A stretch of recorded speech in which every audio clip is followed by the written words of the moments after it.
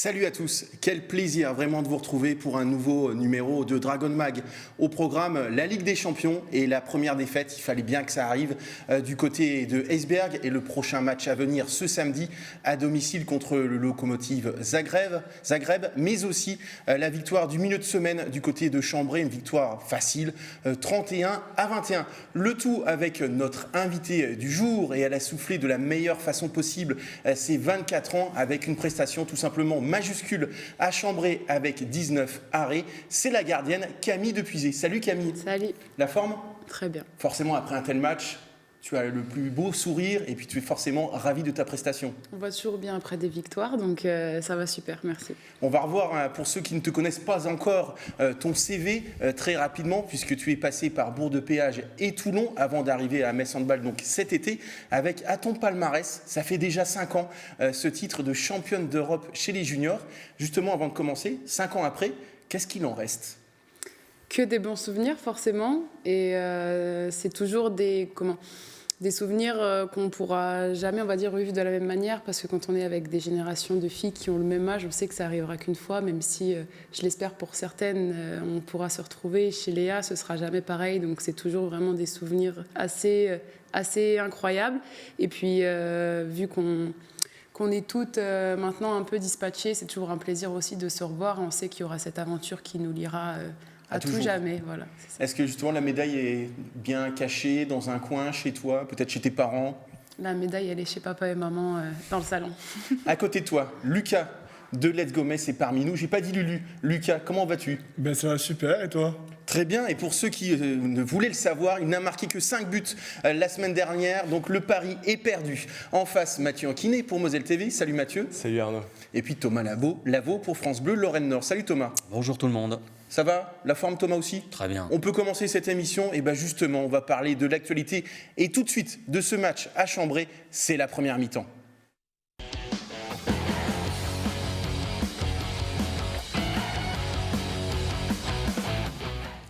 Et c'est vrai Camille qu'on attendait au tournant Metz Handball après cette première défaite à Esbjerg, parce que c'était quand même un déplacement périlleux. C'est pas n'importe qui, Chambray c'est un peu le poil à gratter finalement de ce championnat, avec des joueuses que tu connais bien, notamment une certaine Manon Huet.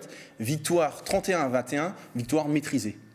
Oui, c'est sûr qu'on avait vraiment à cœur de faire un gros match après notre défaite à Esbjerg 3 jours avant. C'est jamais compliqué d'enchaîner les matchs et forcément quand on est dans une dynamique de victoire, ça va toujours bien. Donc voilà, on n'avait encore pas connu ce scénario de savoir comment on allait rebondir après une défaite. Donc c'était important pour nous de nous remobiliser après encore une longue semaine de déplacement comme depuis le début de la saison. Donc on est vraiment très très contente. On a mis les ingrédients pour se rendre ce match facile. Les matchs ne sont jamais faciles quand on les aborde. Donc voilà, on est vachement satisfaite d'avoir pu gagner avec la manière là-bas. Et on sait que c'est jamais facile aussi d'aller à Chambray. C'est aussi une équipe qui a perdu en Coupe d'Europe et qui a été éliminée, donc forcément qui allait comme nous être revancharde. Donc on s'attendait à un gros combat et ça a été le cas, donc c'est vraiment positif qu'on ait réussi à faire ce résultat. Justement, après Esbjerg, vous êtes dit, peut-être un petit conciliabule, peut-être en petit comité, vous avez dit, voilà c'est terminé, on a perdu, ça pouvait arriver, on se remet tout de suite dedans et on va à Chambray et on gagne vraiment avec la manière pour montrer que c'était peut-être qu'un accident. De toute façon, on n'a pas le choix que de se remettre tout de suite dedans. Quand on enchaîne les matchs, il faut direct rebasculer sur le prochain. Donc l'important, c'était d'analyser ce qui n'a pas été et surtout de vite se reconcentrer sur nous et sur le jeu qu'on doit produire parce que clairement, à Esbjerg, on n'a pas réussi à produire le niveau de jeu qu'on produit depuis le début de la saison. Il y a eu une défaite incontestable et on méritait clairement pas de gagner au vu du match. Donc il n'y a pas eu de surprise par rapport à ça. On peut juste être déçu d'avoir montré ce visage-là, mais bon, il fallait que ça arrive. C'est peut-être pas plus mal que ça arrive à ce moment-là de la saison. Et on est aussi une équipe en construction et on se construit aussi dans les défaites et dans comment les appréhender après. Donc voilà, c'était important cet enchaînement des 2 matchs. Mathieu, c'est vrai que c'était important de réagir quand même après Esbjerg. Pas le temps de cogiter, ça c'est très important aussi. Oui, mais de toute façon, Metz Handball n'a jamais vraiment le temps de cogiter. Les matchs s'enchaînent les uns après les autres. Un coup de Coupe d'Europe, un petit coup de championnat, parfois même de la Coupe de France dans une même semaine. Eh bien, voilà, c'est Metz Handball qui doit pouvoir se ressaisir, aller de l'avant et aller affronter tous les adversaires possibles avec la meilleure attitude possible également. Donc il n'y a jamais vraiment le temps de se regarder les chaussures dans cette équipe-là. Camille, est-ce qu'on peut dire que ce match de Chambray, c'est peut-être ton meilleur à titre personnel depuis ton arrivée en Moselle cet été ? Je ne suis pas arrivée il y a si longtemps que ça, donc oui, forcément, quand on regarde uniquement statistiquement parlant, forcément c'est le meilleur. Après, sur chaque match depuis que je suis ici, j'ai essayé d'à chaque fois prendre ce que j'avais à prendre parce que j'arrive dans un nouveau club, je dois aussi m'adapter à un environnement et à tout ce qui va autour. Donc voilà, je savais que j'allais pouvoir petit à petit prendre mes marques, prendre mes repères et je suis contente d'avoir pu faire un match plein, mais je suis surtout vraiment contente collectivement qu'on ait réussi à tout ensemble rebondir parce que je pense qu'aussi depuis le début de la saison, c'est aussi la force d'un groupe et comme je le disais il n'y a pas longtemps, si tu te sens bien dans le groupe, c'est aussi forcément plus facile après sur le terrain. Donc voilà, c'est toute une petite accumulation de choses qui fait que petit à petit, chacune aussi, on va avoir des rôles à jouer avec une saison qui est très longue et avoir besoin de chacune, on va dire, mettre sa pierre à l'édifice à un moment donné. Donc voilà, dès qu'on est sur le terrain, il faut qu'on donne notre maximum parce qu'on a des objectifs super élevés et qu'on n'a pas le temps d'en perdre et de perdre des points aussi. Donc voilà, c'était important de se mobiliser pour faire la meilleure perf et le meilleur résultat possible. Alors, on l'a vu sur ces images, l'an dernier, il y avait Mélanie Alter, Madame Penalty. Tu es plutôt pas mal aussi dans l'exercice avec 3 pénaltys arrêtés du côté de Chambray. Ton analyse sur la performance, 4 pénaltys, tu pouvais me couper. 4 pénaltys. Donc Lucas, toi, tu as ton analyse de la performance de Camille d'une manière générale. Bravo. Bravo. Non, c'était un très bon match. C'est très bien, comme elle disait, elle vient d'arriver. C'est bien d'avoir des matchs références, de pouvoir aussi gagner en confiance parce que comme ça permet de récidiver ses grosses performances. Juste par rapport au 7 mètres, moi ce qui m'a dérangé, c'est un peu le manque de finesse, de justesse défensive, quoi. On en a eu beaucoup trop sur les derniers matchs. Heureusement, Camille Atadou, elle les sort, donc c'est tant mieux pour nous. Parce que ça a déjà été le cas à Esbjerg, on va y revenir plus tard. Ça a été le cas à Esbjerg, mais j'aimerais bien retrouver un petit peu plus de justesse défensive. Alors, est-ce qu'elle est trop agressive? Est-ce qu'elle est trop en retard? Il y a un petit peu de tout. Mais voilà, on a une bonne défense, parce qu'on prend que 21 buts. C'est ce que j'allais dire, 21 buts quand même. Mais il manque quand même quelque chose pour éviter de faire des grosses fautes. Voilà, des fois, c'est même des manques d'attention, des passages en zone un peu trop fréquents. Voilà, on voit, il y a un penalty qui est arrêté, on récupère mal la balle, on tape sur le bras, rebelote 7 mètres directement après derrière. Donc voilà, c'est juste sur ce petit point-là que le bémol défensif. Mais après, sur la performance de Camille, c'est très bien pour elle parce qu'on a vu qu'au début, en Ligue des Champions, c'est tellement un autre niveau. Elle jouait un petit peu moins. Là, c'est ton 2e match consécutif, je crois, en championnat. Donc voilà, ça prouve sa forme du moment. Et c'est très bien qu'elle puisse enchaîner les matchs en championnat pour prendre de la confiance. Et qu'après, une fois qu'elle sera en pleine confiance, elle pourra sûrement performer en Ligue des Champions aussi. Il est dithyrambique et il a raison. C'est vrai que cette prestation marque les esprits. Il y a une autre joueuse, mon cher Thomas, qui marque les esprits depuis un certain temps. C'est Bruna De Paula. Elle a encore été exceptionnelle, que ce soit contre Esbjerg, mais aussi ce mercredi contre Chambray. C'est l'atout offensif numéro 1 du Metz Handball et c'est incontestable, que ce soit en championnat, que ce soit en Ligue des Champions. À Esbjerg, c'est la seule Messine qui a été, on va dire, fidèle à ses statistiques, à ses standards statistiques. Et puis quand on parlait de la nécessité de répéter les efforts, de répéter, d'être à niveau constant, c'est le modèle pour cette équipe du Metz Handball. C'est elle qui a sans doute la plus grande régularité. C'est elle qui guide comme je disais, l'attaque du Metz Handball.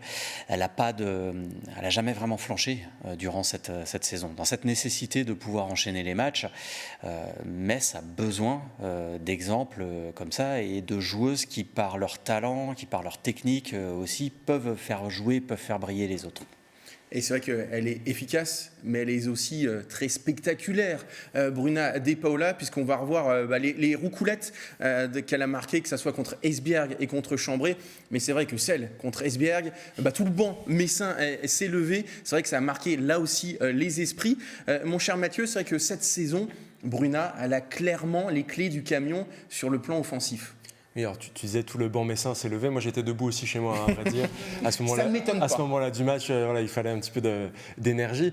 Mais bien sûr, c'est une joueuse qui est très très importante dans ce dispositif. On a pu le voir déjà la saison dernière qu'elle avait un potentiel assez incroyable. Elle a été prolongée, elle a été nommée capitaine. Elle sait pourquoi elle est là. Elle a une vraie dynamique derrière elle.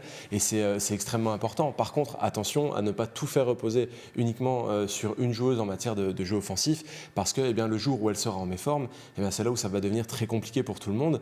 Et il faudra que d'autres joueuses soient prêtes à prendre le relais. On a pu voir que certaines joueuses étaient peut-être un petit peu en difficulté parfois au niveau du tir, avec des pourcentages un peu plus faibles que ce qu'on pourrait attendre. Le jour où Bruna De Paula ne sera pas optimale, ça peut être assez compliqué. Il faut vraiment que Metz Handball continue à jouer avec son équipe au grand complet. Camille, je voulais avoir ton avis sur Bruna De Paula, la capitaine, et c'est vrai, la joueuse plus de cette équipe. Oui, bien sûr. Après, je suis exactement d'accord qu'il ne faut pas tomber dans une Bruna dépendance, parce que dans une équipe aussi, c'est jamais bon de se reposer que sur une joueuse. Je pense qu'elle aussi, en tant que personne, elle fait en sorte que ce ne soit pas du tout le cas. C'est un leader de terrain, c'est un leader de groupe, c'est notre capitaine. Voilà, c'est quelqu'un de très solaire, qui est très investi au quotidien. Elle a des qualités physiques indéniables et hors normes, mais encore faut-il savoir les utiliser. Elle le fait à la perfection. Donc que ce soit physiquement ou techniquement, elle est vraiment au-dessus. Ça semble facile pour elle, mais comme je disais, il y a plein de joueuses, plein de joueurs qui ont d'énormes qualités physiques et qui pourraient se rendre les choses très faciles et qui n'y arrivent pas forcément. Et Bruna, c'est le cas. Donc c'est vrai que c'est important pour nous de la voir. Elle a peu de déchets aussi, que ce soit au niveau de perte de balles ou dans le duel tireur-gardien. Et ça, c'est important parce que souvent, on peut mettre beaucoup de buts, mais en rater aussi, ou alors prendre pas mal de duels dans son secteur défensif. Donc la balance n'est pas forcément équilibrée. Bruna, c'est vraiment quelqu'un qui est très stable ces derniers temps. Je pense qu'elle commence à trouver vraiment sa maturité de jeu. Ça fait quelques années qu'elle monte en puissance, et là, je la vois vraiment arriver à un niveau très élevé de performance. J'ai du mal à voir comment elle pourrait être encore 10 fois meilleure que ça. Donc je suis vraiment contente pour elle, et forcément pour nous aussi, c'est que du bonus d'avoir une joueuse comme ça dans son équipe. Donc c'est super qu'en plus ça soit notre capitaine. Elle montre le bon exemple. Jocelyn Veluire, qui commente les matchs pour Sport en France, a parlé d'elle, pour ceux qui ont écouté, comme peut-être la meilleure joueuse du monde à son poste. Est-ce qu'elle ne fait pas partie, je me tourne vers toi Lucas et toi Thomas, le top 6, top 7 mondial d'une manière générale? Alors Lucas, tu n'es peut-être pas le plus lucide et objectif. Je ne vais pas être le plus objectif possible, mais pour moi c'est top 1 forcément. Mais non, c'est une joueuse qui est extraordinaire, elle le montre de plus en plus. C'est sûr qu'il ne faut pas tomber dans une dépendance vraiment de Bruna, il faut en attendre plus aussi de certaines autres joueuses. Mais bien sûr que Bruna, ça reste aujourd'hui une des meilleures joueuses du monde, et de l'avoir à nos côtés à Metz Handball, je pense que c'est vraiment un plus pour continuer à faire développer le club et puis pour pouvoir atteindre les objectifs du club. Maintenant, je pense que même elle ne se met pas forcément dans un classement de top 6, top 5, top machin. Elle veut jouer, elle prend du plaisir, elle veut tout gagner. Et pour elle, c'est ce qui l'importe, c'est tout gagner et de se faire plaisir en équipe. Le hand, c'est vrai que c'est son métier, mais pour elle, c'est vraiment un jeu avant tout. Ouais, c'est le plaisir. Elle n'est pas fan de Neymar pour rien. Non, cette comparaison, il faut arrêter. C'est pas le même sport, mais c'est le plaisir du jeu. C'est Bruna. Thomas, c'est vrai qu'il y a des grandes joueuses. On peut parler de Christina Neagu, de Stine Oftedal à Aguiar, qui sont aussi effectivement de super joueuses. Mais c'est vrai que Bruna De Paula, c'est peut-être la joueuse qui arrive à faire le plus de différence dans un même match. Elle a le plaisir du jeu, mais au service de ses ambitions aussi. Elle a beaucoup d'ambition. Elle est venue à Metz pour la Ligue des Champions. Elle s'est fondue sans souci dans l'environnement messin. Même l'année dernière, ça a été l'une des principales joueuses pour ce si joli parcours. Physiquement, techniquement, elle a très peu de blessures aussi. Enfin, c'est une joueuse fiable, c'est une joueuse sur laquelle on sait pouvoir compter. Neagu et Oftedal, c'est des joueuses que l'on voit aussi depuis des années. Bruna De Paola, elle a encore de belles années devant elle. Sa sélection est peut-être pas la plus exposée, donc ça lui limite peut-être les perspectives d'avoir des titres mondiaux. Mais en termes de talent, je pense qu'elle n'a rien à envier aux deux qu'on vient de citer, et je pense même qu'elle a encore une marge de progression pour pouvoir atteindre en distinction individuelle et collective avec les clubs ces joueuses-là. Pour avoir peut-être une distinction, c'est peut-être remporter la Ligue des Champions. On va en parler tout de suite dans la deuxième mi-temps.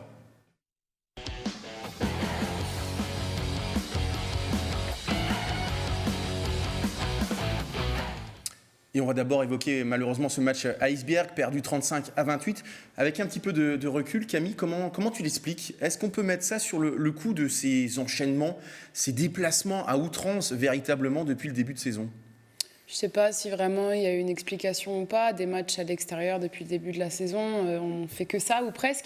Donc forcément, on n'a peut-être juste pas été à l'heure au rendez-vous. Pourquoi ? Je ne sais pas, il n'y a peut-être pas d'explication. C'est peut-être juste comme ça et il faut l'accepter. Je pense qu'on a quand même, dans un contexte compliqué, réussi sur ce match, même si au vu du résultat et à entendre les connaisseurs de handball partout autour de nous, pas été au rendez-vous. On a quand même mis 28 buts. On en a pris beaucoup, certes, mais on en a quand même mis 28 en jouant pas forcément très très bien et en étant vraiment dans le dur. Donc je pense que voilà, il y a des choses à retenir. On a réussi aussi à faire un meilleur début de deuxième mi-temps. Et c'était un contexte compliqué. Esbjerg avait perdu à Bucarest la semaine d'avant, si je ne me trompe pas. 34-32. Donc on savait qu'elles allaient vraiment être revanchardes chez elles, avec une équipe qui a aussi énormément d'ambition, contre nous qui étions encore invaincus. On sait aussi que ça galvanise toujours et qu'il y a peut-être, entre guillemets, pas de pression quand on ne joue pas avec le costume aussi de, entre guillemets, leader à abattre, sans prétention aucune pour nous. Mais au vu de nos résultats, c'était vraiment ça à l'heure actuelle. Et peut-être que nous aussi, il faut qu'en tant que jeune équipe et nouveau collectif, on arrive à aussi accepter qu'on peut avoir cette casquette-là, parce que les résultats qu'on a fait depuis le début de la saison, on les doit qu'à nous, et que les points qu'on a gagnés, ils étaient là et qu'on était vraiment allés nous les chercher. Donc c'est qu'on est capable de faire des choses. Maintenant, je pense que c'était peut-être important aussi de perdre à un moment donné pour garder les pieds sur terre, même si je pense pas qu'on... Et jamais de bons moments pour perdre. Exactement, même si je pense pas qu'on est arrivé là-bas la fleur au fusil, c'est vraiment pas ce que je dis. On a perdu, on n'a pas joué, on n'a jamais existé dans le match. On s'est laissé emporter peut-être émotionnellement très vite par tout un contexte autour. Donc l'important, ce qu'il y a à retenir, je pense, c'est la réaction qu'on a eue après, surtout. Et c'est aussi ce qui fait la force d'un collectif, de savoir se relever, parce que quand tout va bien, quand on gagne, c'est toujours facile. Et c'est là aussi qu'on voit la force et la vie d'un groupe. Et notre vie de groupe, le lendemain, ou 3 jours après, ou la semaine d'après, elle n'a pas changé. On vit toujours aussi bien, malgré une défaite, et on a su le montrer sur le terrain. Donc je pense que c'est vraiment positif à retenir sur ce point-là. C'est vrai qu'on peut tous penser que c'était un jour sans, puisque c'est vrai que Metz Handball a pris 18 buts lors de la première mi-temps, c'est quasiment autant que durant tout le match contre Győr. Est-ce qu'on peut parler, messieurs, finalement, de la thèse de l'accident, Mathieu ? Accident, je ne sais pas, mais ce qui était sûr, c'est que Metz Handball allait à un moment ou un autre avoir un moment de faiblesse. On a les dernières semaines parlé de la superbe saison de Chloé Valentini, qui est d'ailleurs sur l'écran derrière toi. Et bien à un moment ou à un autre, elle allait faire un match un petit peu moins réussi forcément. Et c'était une évidence, parce que toutes les joueuses ne peuvent pas être en sur-régime en permanence et réussir tout ce qu'elles entreprennent contre toutes les équipes. Là en face, c'était une équipe d'Esbjerg qui était peut-être un poil revancharde. On se souvient du Final Four, avec un coach, on en avait un petit peu parlé ici, qui a de nombreuses ressources, Jesper Jensen, qui est toujours capable de mettre en danger tu l'aimes bien, lui, les équipes. Ça reste un coach qui est très intéressant, qui trouve toujours des solutions pour mettre en danger les équipes, quel que soit leur calibre. Et bien manifestement, là, il a trouvé les clés pour empêcher Metz Handball de dérouler son jeu. Et puis, on en a parlé nombreuses fois, on pense notamment à l'ami Rémi Alésine qui sort des signaux d'alarme à chaque fois qu'il est sur ce plateau. Et il y a des postes à Metz Handball où on n'a pas le loisir d'avoir une joueuse qui fait un moins bon match que d'habitude, parce que ça manque peut-être un petit peu de profondeur et de qualité pour la Ligue des Champions en tout cas. Et bien parfois quand tout ça se met ensemble, et bien ça donne un match comme à Esbjerg qui, comme l'a dit Camille, va être peut-être un enseignement pour la suite de la compétition. Ton avis, Lucas, sur cette défaite à Esbjerg? L'accident, c'est une hypothèse, et cette hypothèse, pour moi, elle se confirmera sur le match retour, pour savoir oui ou non si Esbjerg a été vraiment plus fort que nous sur le long terme, ou si ça a été, comme tu dis, un accident. Je pense que Metz Handball a les cartes pour pouvoir battre Esbjerg au match retour, pas parce que c'est à domicile, hein, mais parce que je pense que Metz Handball peut vraiment battre Esbjerg. Après, voilà, comme Mathieu parlait aussi Jesper Hansen, pardon, je vais en parler aussi, il a tout mis en place pour nous faire déjouer. Pour moi, il a complètement anéanti Chloé Valentini et Sarah Bouktit parce qu'elles n'ont pas touché pas de ballon. De l'autre côté, Rikke Poulsen, je pense qu'elle avait passé des heures et des heures et des heures à la vidéo, mais elle était tout le temps présente. Je pense que Jesper Hansen, il a dû faire des nuits blanches pour préparer ce match parce que pour moi, c'est pas possible de faire autant déjouer Metz Handball de cette façon-là, de pouvoir vraiment bloquer ce qui faisait notre force en fait depuis le début de saison. Donc je pense que c'est surtout un gros coup comme l'avait technique. fait Manu contre Geur, finalement, il a lu parfaitement le jeu de l'adversaire. Je pense que Jesper Hansen, ce que Manu a fait contre Geur, Jesper Hansen, il l'a fait contre nous. Et ça a été un coup qui a été très bien réussi. Maintenant, on connaît Manu, on sait très bien qu'il va préparer son coup pour le match retour. Est-ce qu'il faut quand même s'inquiéter après cette défaite, Thomas, notamment parce que du côté d'Esbjerg, il manquait encore Nora Mork, et que c'est vrai que prendre 7 buts d'écart à Esbjerg sans Nora Mork, ça peut un petit peu piquer. S'inquiéter, pas forcément. Il y a toujours un moment dans la saison, un match comme ça, où rien ne tourne, la thèse des déplacements à répétition. Oui, à la rigueur, si l'écart s'était fait dans le dernier quart d'heure, je veux bien, mais bon, là, ça a été fait dès la première mi-temps. S'inquiéter, non, parce que la réponse a été, même si je ne mets pas sur un même pied d'égalité Esbjerg et Chambray-les-Tours, la réponse a été apportée. On verra ensuite au match retour, mais c'est un match qui met en lumière les quelques réserves qu'on peut avoir sur cette équipe. Bruna de Paola était à son niveau, mais qui pour la suppléer? Christina Jorgensen a marqué plusieurs buts, mais à 50%, elle a beaucoup tenté aussi. Voilà, 50% de réussite au tir. Quand la relation avec le pivot est complètement bloquée, quand la défense est déséquilibrée au point que ça déséquilibre tout le jeu, et notamment le jeu d'attaque, le jeu rapide, que sur attaque placée, c'est difficile. Quelle solution alternative mettre en place également pour rester au contact, pour éviter pour revenir après un écart qui s'est créé très tôt dans le match? C'est ce que le Metz Handball doit travailler, la construction du collectif, et c'est ce que ce match à Esbjerg a mis en lumière. En tout cas, ce match contre Esbjerg a des conséquences au niveau du classement, puisque Metz Handball passe de la première à la 3e place avec un tout petit point de retard sur Győr et le Rapid Bucarest.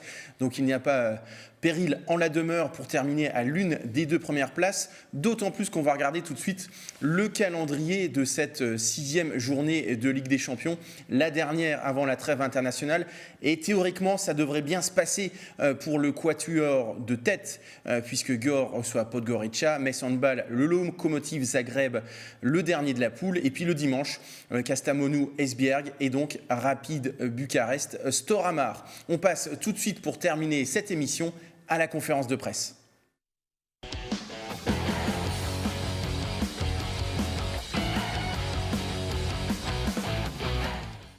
Alors Camille, tu l'as dit dans beaucoup d'interviews, c'est un rêve de petite fille de jouer à Metz Handball, Qu'est-ce qui t'impressionne vraiment depuis ton arrivée ?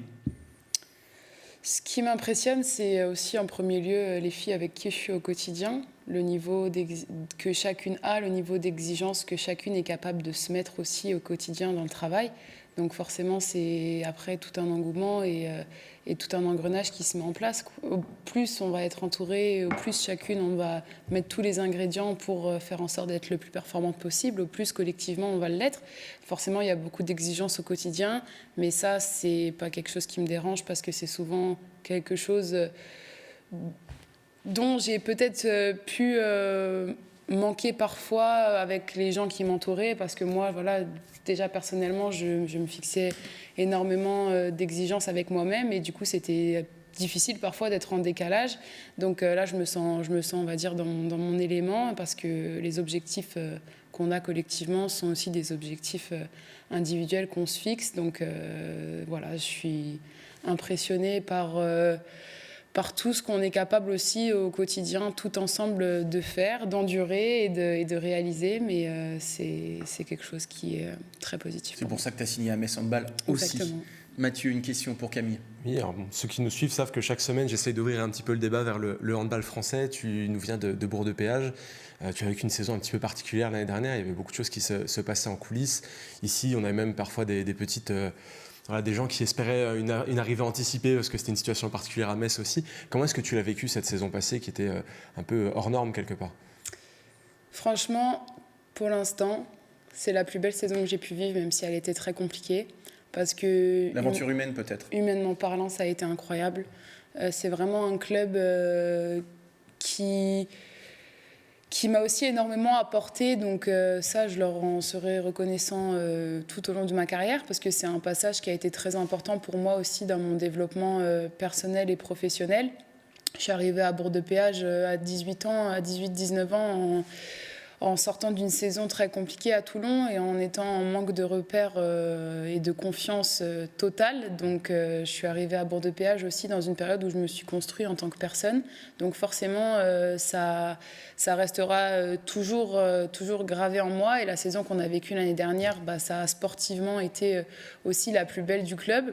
Mais c'était aussi, encore une fois, la force d'un groupe et ça me montre et ça me confirme que quand on vit bien au quotidien, on est forcément plus performant et que parfois c'est ce qui manque et qu'on a beau mettre tous les ingrédients possibles autour, si dans sa tête on n'est pas bien ou avec les gens qui nous entourent on n'est pas bien, ça prend pas.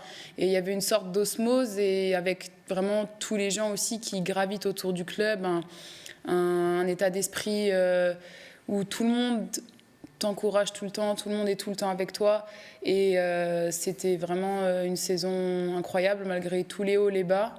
Je pense qu'elle nous a toutes les filles qui ont vécu cette saison apporté forcément et qu'on a peut-être pris 5 ans d'expérience en une saison dans notre manière d'appréhender et de gérer les situations, d'aussi gérer les matchs, les entraînements, parce qu'avec tout ce qui se passait autour de nous, on avait besoin de rester solide, de garder la tête froide et on a réussi à prouver qu'en toutes circonstances, on pouvait réussir à faire des résultats si on se concentrait sur les bonnes choses. Thomas, la dernière question pour Camille. L'équipe de France, on a commencé par ton parcours en junior. C'est un objectif lointain ou tu te dis que si tu enchaînes des prestations comme Chambray, c'est peut-être pas si lointain ? Ce que je me dis et ce que je répète à chaque fois, c'est que ça ne dépend pas de moi. La seule chose qui dépend de moi, c'est d'être bonne en club et de faire les meilleurs matchs possibles. Après, forcément que c'est quelque chose qui m'a toujours animée, encore plus quand on passe par toutes les catégories jeunes. On se dit que peut-être la prochaine étape, forcément, et le rêve de toute gamine qui commence le hand, c'est ça. Après, il y a celle qui s'arrêtent, celles qui y arrivent, celles qui en chemin font en sorte ou pas de se donner les moyens pour y arriver. Maintenant, moi je sais que la priorité c'est toujours d'être performant en club parce que c'est là où tu es au quotidien et c'est ce qui te nourrit aussi clairement à proprement parler. Donc voilà, ça ce sont des choix qui ne dépendent pas de moi. Si ça vient, je le prendrai les bras grands ouverts, mais peut-être que ça viendra quand je serai prête. En tout cas, je n'ai pas la main mise dessus, donc j'ai juste à faire en sorte de faire mon travail correctement pour rien avoir à me reprocher. Et puis, si ça doit venir, ça viendra. Et sinon, je lâche prise sur ça. C'est tout ce que l'on te souhaite, en tout cas, Camille. Gentil, merci beaucoup d'être venu sur ce plateau. Merci beaucoup, messieurs. Nous, on se retrouvera vendredi prochain pour un nouveau Dragon Mag. D'ici là, portez-vous bien et évidemment, bye bye.